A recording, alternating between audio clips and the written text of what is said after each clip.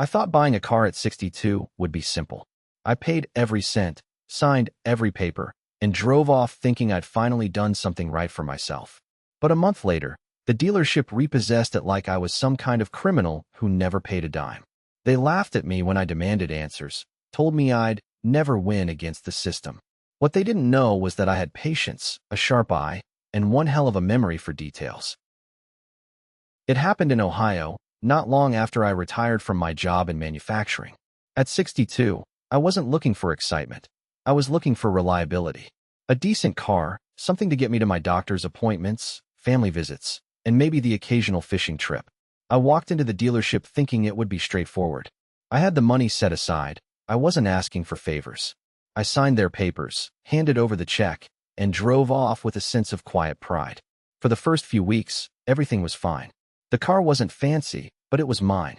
Every time I started it up, I felt like I had done something for myself after decades of working and putting others first. But then, out of nowhere, the nightmare began. One morning, I went outside and the driveway was empty. My car was gone. At first, I thought it had been stolen. I called the police.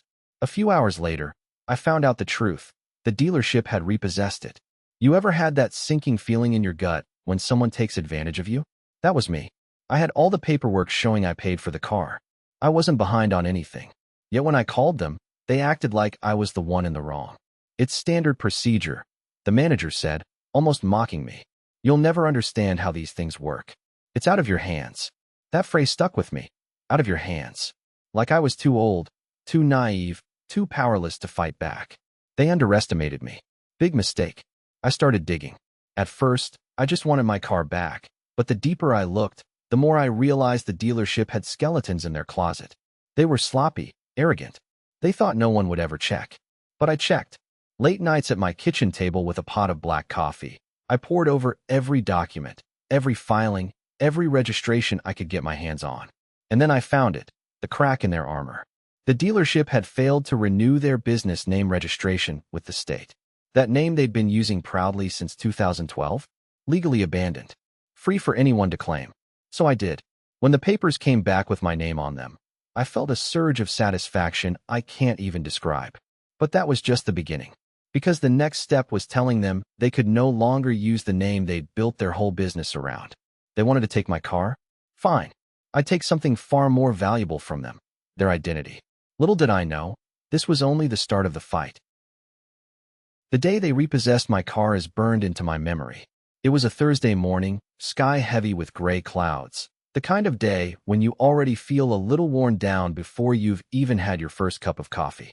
I opened the front door, mug in hand, expecting to see my car sitting in the driveway. Instead, there was just an empty stretch of concrete, glistening with a light drizzle.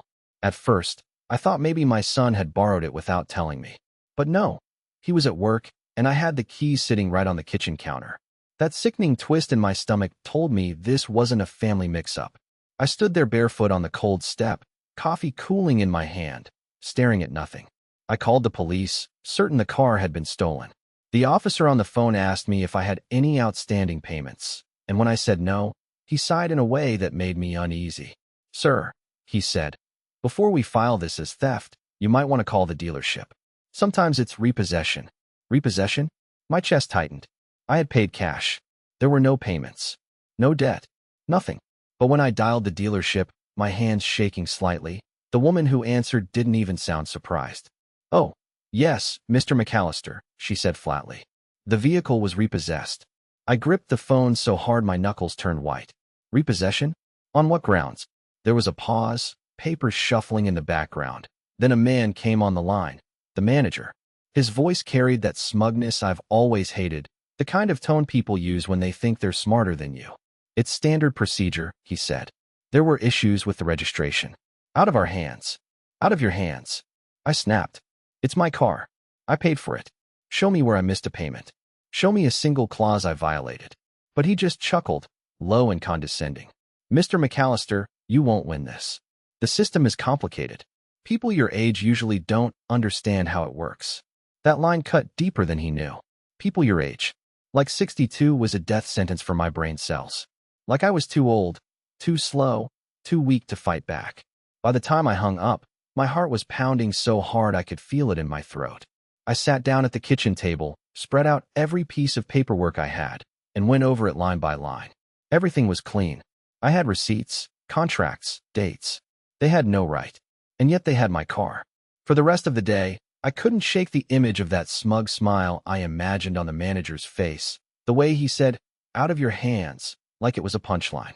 I knew then that this wasn't just about a car anymore. It was about pride, about respect. That night, I made a decision. If they wanted to play games, fine, I could play too. I pulled out my laptop, opened the state's public records site, and started digging. And that's when I stumbled onto something that made my stomach drop. But that was just the beginning of my nightmare. I didn't know what I was looking for that night. Part of me thought maybe I'd find a clerical error, a misfiled document I could wave in their smug faces to prove they screwed up. Another part of me thought I was just wasting time, chasing ghosts because I couldn't stand the humiliation of having my car yanked out from under me. But the more I dug, the stranger things became. The Ohio Secretary of State's website isn't exactly user-friendly, especially for someone my age, but I've never been afraid of paperwork. Years of dealing with union contracts and plan inspections taught me how to read between the lines. I typed in the dealership's name and expected to see neat records, renewals, filings, official stamps. Instead, I saw nothing, or at least, nothing recent. The registration for their business name had expired. Years ago, they'd been operating under a name that, legally, wasn't even theirs anymore. I blinked at the screen, leaning closer like maybe my eyes were failing me. No, it was clear as day. Their renewal had lapsed. I double-checked the dates, then triple-checked. Since 2012, they'd used that same name proudly on billboards, commercials, contracts. Hell, even on the paperwork they shoved in front of me. And yet, on the state's own records, that name was abandoned. Free. My heart started to race. Could it really be that simple? I printed out every page I could find, the sound of the printer whirring like a drumbeat in the quiet of my kitchen. Each page felt heavier than the last, like I was stacking ammunition. By the time I was done, there was a neat little pile in front of me that said one thing loud and clear. These hotshots weren't as untouchable as they thought. Still, doubt gnawed at me. What if I was misreading it? What if this was just some technicality, and I made a fool of myself? The last thing I wanted was to march in there, chest puffed out, only to be told I didn't understand the law. Again. But then I remembered the manager's voice, condescending, dismissive. People your age don't understand how it works. That was the moment something hardened inside me. I wasn't just going to fight back. I was going to take the very foundation out from under them. The next morning, I went down to the library to use their computers and asked the clerk to help me confirm what I had found. She was younger, tech-savvy, and within minutes she was nodding. "You're right," she said, eyebrows raised. "They let it lapse. It's wide open. Wide open." Those two words lit a fire in me. By the time I left the library, my hands were trembling, not with fear, but with excitement. The kind of excitement you get when you realize the bully who's been pushing you around has been standing on quicksand the whole time. I knew what I had to do next. I wasn't just going to sit back and hope the system corrected itself. No, I was going to claim the name. Their name. And when the papers came through, I'd be the one sending them the cease and desist. For the first time since they took my car, I felt alive again. But what I didn't realize then was that this discovery was just the tip of the iceberg. The deeper I went, the uglier their secrets would become, and I wasn't ready for what I was about to uncover. A week later, I got the envelope in the mail, a plain white one with the state seal in the corner. I remember standing in my kitchen, staring at it like it might explode. My hands hesitated before tearing it open, but when I pulled out the documents, my breath caught in my throat. There it was, black and white, official, the business name, the one that dealership had plastered on billboards, TV ads, even the sign hanging above their lot, was registered under my name now. I read it twice, 3 times, like maybe I'd missed something. But no, the paperwork was clean, stamped, sealed, legal. I sat down hard at the table, the chair creaking under me, and just stared. For a moment, I wasn't even happy. I was stunned. These people had laughed in my face, taken my car like I was powerless. And now, on paper, I owned their name. It was surreal. I could almost hear the echo of that manager's smug voice telling me I'd never understand how the system worked. Well, I understood enough to take the ground right out from under them.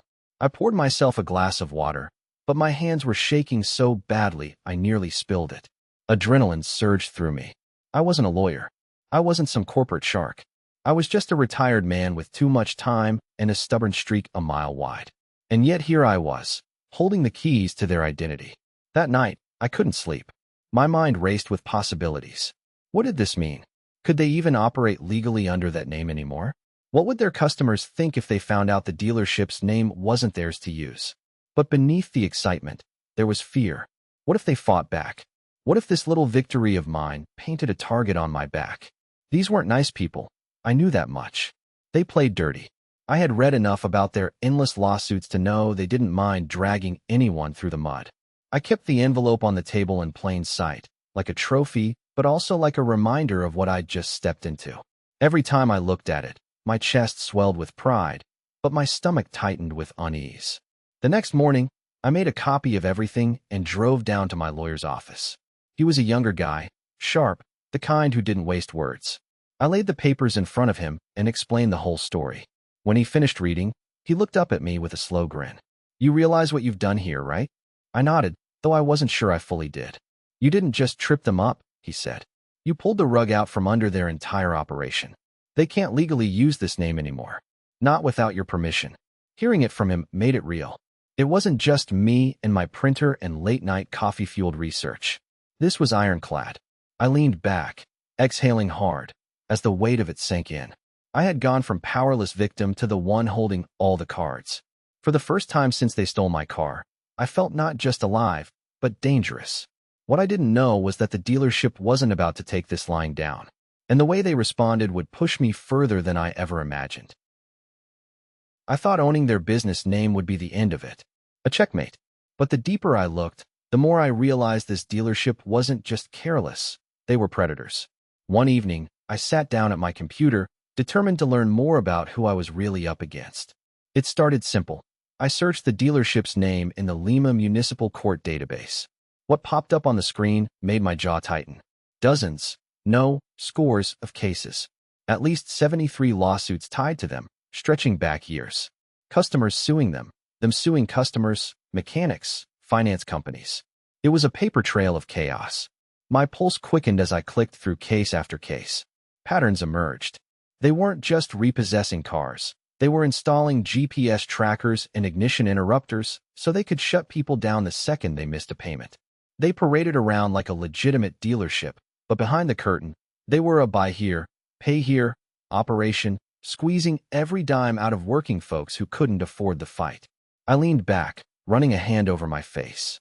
All those families, all those people they bled dry. It wasn't just me. I was one of dozens who had been crushed under their boot. The difference was, I had found a way to slip out from under it. The more I read, the angrier I became. Each story was a reminder of that smug chuckle on the manager's lips when he told me I wouldn't understand. But the truth was, he didn't understand who he was dealing with. I wasn't some scared old man content to shuffle away. I was stubborn, and I had nothing left to lose. I started keeping a folder. Printed court documents, news clippings, screenshots. The stack grew thicker every night, and with each edition, my sense of purpose grew stronger. This wasn't just about getting back at them anymore. It was about exposing who they really were. But with every discovery, a new kind of fear crept in. These people weren't just sloppy. They were litigious, aggressive, the kind who fought tooth and nail even when they were in the wrong. If they found out what I'd uncovered, would they come after me harder than before? Would I end up drowning in the same swamp of lawsuits they dragged so many others into? One night, as I sat flipping through the pages, I felt my chest tighten. Not from fear this time, but from the sheer weight of responsibility. I was holding evidence that could bring their whole operation into question. And for the first time in months, I wasn't just reacting, I was in control. I knew I couldn't keep this to myself anymore. I had to use it. But how? Confront them directly? Leak it to the press? Hand it all over to the authorities? The options swirled in my head, each one dangerous in its own way. My lawyer had told me I had leverage with the name alone. But now, with this mountain of evidence, I had more than leverage. I had ammunition. The thought both thrilled and terrified me. As I closed the folder that night, I realized something chilling. The repossession of my car was just a spark. What I had uncovered was a fire that could burn them to the ground. And once I lit the match, there would be no going back. I couldn't sleep. For weeks, the folder sat on my kitchen table like a loaded gun, daring me to pick it up and pull the trigger. Every night I'd sit with it, flipping through documents, reading court cases until the words blurred together. Each page reminded me I wasn't the first victim, and if I stayed silent, I wouldn't be the last. But what was the right move? My lawyer told me I already had the upper hand. "You've got the name," he said. "That alone is enough to squeeze them. They'll have to negotiate." He made it sound so simple. Play my card, get my car back, maybe even a settlement, then walk away. Part of me wanted that. To be done with it. To reclaim my pride, drive my car again, and put the whole ugly mess behind me. But another part of me couldn't stop thinking about the families buried under debt, the people whose cars had been taken in the middle of the night, the lawsuits that had bankrupted folks who never had a chance. Was I really going to let this dealership keep grinding people down, just because I got what was mine? I wrestled with that question like a man shadowboxing in his own kitchen. One minute I was pacing, imagining the satisfaction of sliding those papers across their desk and watching the smugness drain from their faces. The next, I was staring at the ceiling in the dark, wondering if I was about to bite off more than I could chew. Fear whispered in the back of my mind, "They're bigger than you. They've got lawyers. They've got money. They'll bury you if you push too hard." But then anger roared louder. "They already tried to bury you, and you dug your way out." I found myself making lists on scraps of paper. Column A, risks. Column B, rewards. Risks were obvious: lawsuits, stress, losing what little savings I had left. Rewards? Justice, vindication, maybe even shutting them down for good. One night, around midnight, I brewed another pot of coffee and sat staring at the folder. My reflection in the dark window looked back at me, an old man, tired but not broken. I thought about my grandkids. What lesson would I be teaching them if I rolled over now? That when someone bigger than you pushes, you just take it. Or that sometimes, even at 62, you stand your ground and push back? That settled it. I started drafting letters. One to the dealership, demanding they cease and desist from using the name. One to the local paper, outlining what I discovered. And one, just in case, to the state attorney general's office, complete with copies of court cases and registration documents. My hands trembled as I typed, not from weakness but from adrenaline. Every keystroke felt like loading another bullet into the chamber. By the time I printed the drafts, my heart was pounding like I'd just run a mile. I didn't send them yet. They sat in a neat stack beside the folder, waiting. I needed to be sure. One wrong move, and I could be dragged into the same swamp they drowned others in. But as I slid the papers into envelopes, I knew one thing for certain. The decision was made. I wasn't walking away. And once I sent those letters, there'd be no turning back. The morning I mailed those letters, the air felt different. Crisp, sharp, like the first cold snap of autumn. I walked to the post office with the envelopes tucked under my arm, my chest tight with a mix of nerves and pride. With every step, I thought about that smug dealership manager and how his face might look when he opened my cease and desist. For once, I wasn't the one on defense. I was taking the first swing. The clerk behind the counter weighed the envelopes, stamped them, and slid them into the outgoing bin. Just like that, weeks of planning and sleepless nights were gone from my hands. I walked out lighter, almost giddy. On the drive home, I caught myself humming. After months of waking up angry and going to bed frustrated. For the first time since they took my car, I felt like I had taken something back. Not the car, not yet, but my dignity. 2 days later, the phone rang. It was my lawyer. "They got your letter," he said. His tone was calm, almost amused. "They're rattled. Called me this morning, demanding to know what kind of stunt you're trying to pull." I told them it wasn't a stunt, it was law. They've got no legal right to that name anymore. I leaned back in my chair, grinning. I could almost hear the panic behind those polished dealership doors. All their billboards, their ads, their paperwork, suddenly vulnerable. That night, I celebrated. Nothing big, just a steak on the grill and a cold beer, but it felt like victory. I sat on the porch as the sun went down, imagining the dominoes falling. Maybe they'd give me my car back. Maybe they'd offer me a settlement to make me go away. Either way, I thought I'd won. For a brief moment, I let myself believe it was over. But life has a way of reminding you that bullies don't give up that easy. A week later, a thick envelope arrived in my mailbox, return address stamped with the dealership's legal team. I tore it open at the kitchen table, expecting desperation. Instead, I found a stack of papers filled with threats. They were challenging my claim, accusing me of fraudulent interference and demanding I withdraw my registration immediately. My stomach sank. I'd seen lawsuits ruin people, and here I was staring at one aimed straight at me. I called my lawyer, panic creeping into my voice. He told me not to worry. They're bluffing, he said. It's scare tactics. They know you've got the upper hand, but they want to rattle you. Easy for him to say. He wasn't the one lying awake at night, imagining his savings drained by court fees. He wasn't the one whose phone buzzed with blocked numbers that hung up the second he answered. The false sense of victory I'd felt a week earlier evaporated. I wasn't just in a spat over paperwork anymore. I was in a war. I closed the folder, pressing my palms against it as though I could keep the whole mess contained inside. But deep down, I knew this was just the opening salvo, and what happened next would drag me deeper than I ever expected to go. The harassment started small. A blocked call here, a hang-up there. At first, I brushed it off. Maybe it was coincidence, maybe just wrong numbers. But then the letters started arriving.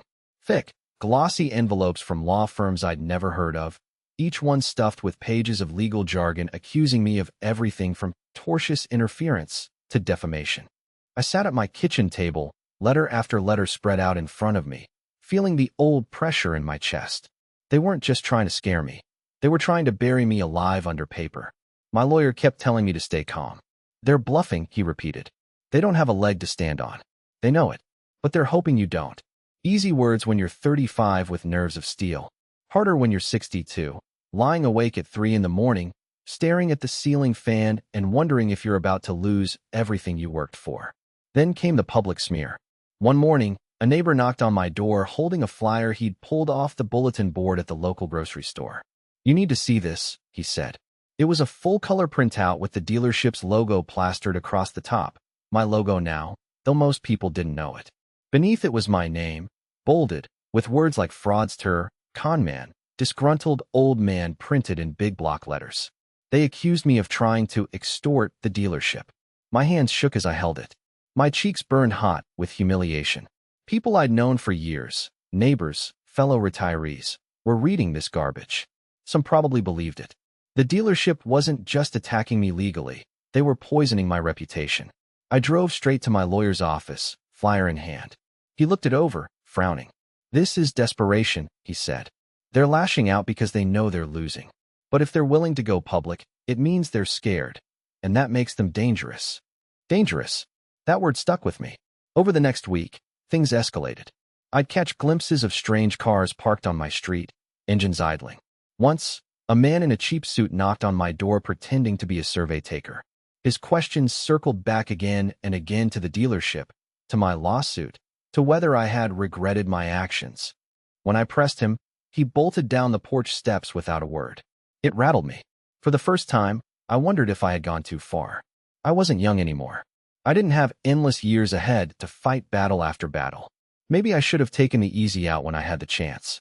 But then I thought about the look in that manager's eyes the day he told me people my age wouldn't understand. The arrogance. The contempt. I wasn't backing down.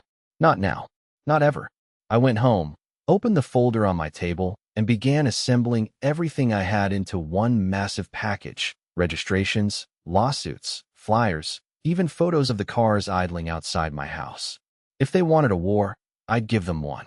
Still, as I sealed the envelope, my hands trembled. Because deep down I knew, the worst was still coming. And when it hit, it would push me to the lowest point of my life. It all came crashing down one Tuesday afternoon. I'd just finished mowing the lawn when a white envelope was shoved into my hands by a man in a suit. You've been served, he said flatly, before turning on his heel and walking back to his car. I stood there in the driveway, sweat dripping down my back, staring at the papers. My heart pounded as I flipped through them. It was official, they were suing me. Not just threats, not just nasty letters. A full-blown lawsuit filed in court, accusing me of theft, extortion, and damages in the hundreds of thousands. My knees went weak. I sat down on the porch steps, papers trembling in my hands. It felt like the air had been punched out of me. All I could think was, this is it. They're going to take everything. That night, I barely touched dinner. I sat in silence. The lawsuit spread out across the table under the yellow glow of the kitchen light. The words blurred together, but the numbers, those stuck out. Numbers that dwarfed my retirement savings. I imagined losing the house, draining every last dollar, leaving nothing for my kids or grandkids. For the first time, doubt crushed me. Maybe I was too old for this fight. Maybe the dealership was right. I didn't understand how the system worked. Maybe I'd let my pride dig a hole so deep I couldn't climb out. The phone rang. It was my lawyer. "We'll fight this," he said firmly. "Don't let them scare you." But his words didn't land the way they had before. I could hear the exhaustion in his voice, the unspoken, "This is going to be brutal."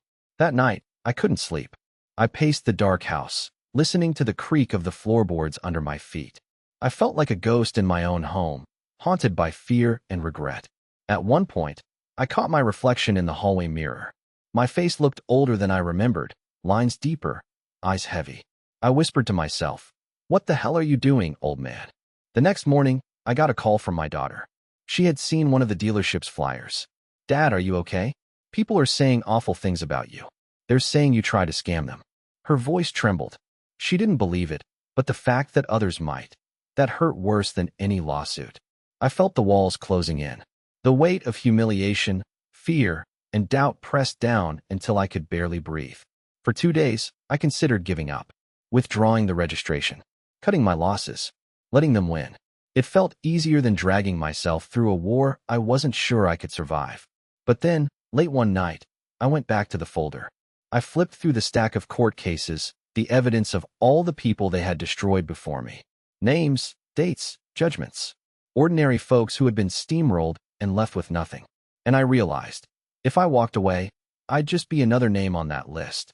Another easy target who folded under pressure. I closed the folder slowly, pressing my palms against it like I was drawing strength from the paper itself. My hands still trembled, but this time, not from fear. I knew what I had to do. If I wanted to end this once and for all, I'd have to go on the attack. The courthouse smelled faintly of dust and old wood polish, the kind of place where time itself feels heavier. I sat at the long oak table in my best suit, papers stacked neatly in front of me. My lawyer sat beside me, calm and collected, though I could feel the tension radiating off him. Across the aisle, the dealership's attorneys shuffled thick binders and whispered in hurried tones. They'd come in numbers, 3 lawyers, sharp suits, polished shoes. I was just one man. But for the first time in months, I didn't feel small. When the judge called the case, my chest tightened. This was it. Everything I had endured, the humiliation, the fear, the late nights hunched over documents, led to this moment. The dealership's attorney went first. He spoke confidently, painting me as some bitter retiree who had orchestrated a fraudulent scheme to hijack their brand. His words were slick, but his eyes flicked nervously toward the documents my lawyer had stacked beside him. Then it was our turn. My lawyer rose, but instead of diving straight into legal arguments, he did something unexpected. He handed me the floor. "Mr. McAllister," he said, "would you like to explain to the court how this began?" My throat went dry, but I stood anyway. The courtroom was silent. "I bought a car," I began, voice steady but quiet. "I paid for it in full. A month later, the dealership repossessed it. No missed payments, no violation of contract. Just took it. And when I asked why, their manager told me people my age don't understand how the system works." A murmur rippled through the courtroom. I lifted the folder I had carried for months and placed it on the table. So I decided to learn. I found out their registration had lapsed years ago. The name they've been using since 2012 wasn't theirs anymore. It was free, so I claimed it. Not out of spite, but because if they could take from me with no consequences, what was stopping them from doing it to everyone else? My lawyer took over then, methodically laying out the evidence, the expired registration, the 73 lawsuits, the flyers smearing my name. Each exhibit was entered into record, each one chipping away at the dealership's facade. The judge's face grew tighter with every page. When the dealership's attorney tried to object, my lawyer slid forward the official state registration stamped with my name. The silence that followed was deafening. Their entire case hinged on the claim that I had interfered with their rightful property. But legally, their property hadn't been theirs for years. By the time closing arguments ended, the dealership's attorneys looked deflated, sweat shining on their foreheads. The judge spoke firmly. "This court finds no basis for the plaintiff's claims. The registration was abandoned by the dealership. The defendant acted within his legal rights. Case dismissed." Those 2 words, case dismissed, rang in my ears like a victory bell. As we packed up, the dealership's manager glared at me from across the room. For once, there was no smugness in his eyes, just anger and fear. I walked out of that courtroom lighter than I'd felt in months. My car was gone, but I had taken something they could never repossess: their pride, their name, their power. And for the first time since this all began, I knew I'd won. But the real satisfaction came later, when the fallout spread far beyond that courtroom. The weeks after the court case felt surreal. For the first time in months, I slept through the night without waking up in a sweat. The constant weight on my chest, the fear of losing everything, lifted. But the real victory wasn't just mine. News travels fast in a small Ohio town, especially when it involves a car dealership with a reputation for pushing people around. Local papers picked up the story. Headlines read, "Dealership loses rights to its own name after retiree's legal win." I'll admit, seeing my name in print felt strange, but also vindicating. Neighbors who had seen the flyers calling me a fraud now stopped me in the grocery store to shake my hand. "Good for you," one man said, gripping my shoulder. "About time someone stood up to those crooks." The dealership tried to carry on, but they couldn't run from the truth. Their billboards were stripped down, their TV ads pulled off the air. For weeks, customers drove past their lot and saw nothing but a blank sign where their name used to be. They scrambled to rebrand, but the damage was done. Their reputation, already shaky, collapsed under the weight of public embarrassment. I heard from an old mechanic who used to work there, a man who'd seen firsthand how ruthless they were. He told me applications for jobs at the dealership dried up, customers canceled deals, and lawsuits piled higher than ever. "They're circling the drain," he said with a grin. "And you handed them the plunger." I didn't take joy in other people losing jobs, but I did take satisfaction in watching a crooked system crumble. They had built their empire on intimidation and arrogance, and it was only fitting that arrogance would be their downfall. As for me, I didn't get my car back. I never expected to. But I did get something better: my dignity. My kids told me they'd never seen me look prouder. My grandkids, too young to understand the details, just knew Grandpa had beaten the bad guys. That alone was worth every sleepless night. I kept the folder, though I no longer needed it. It sits on a shelf in my study, a reminder that sometimes the smallest oversight can topple the mightiest bully. And that even at 62, even when the odds seem stacked against you, you can still fight back and win. Sometimes I catch myself wondering if I'd do it all again, knowing the stress, the fear, the long nights. And the answer is yes. 1,000 times yes.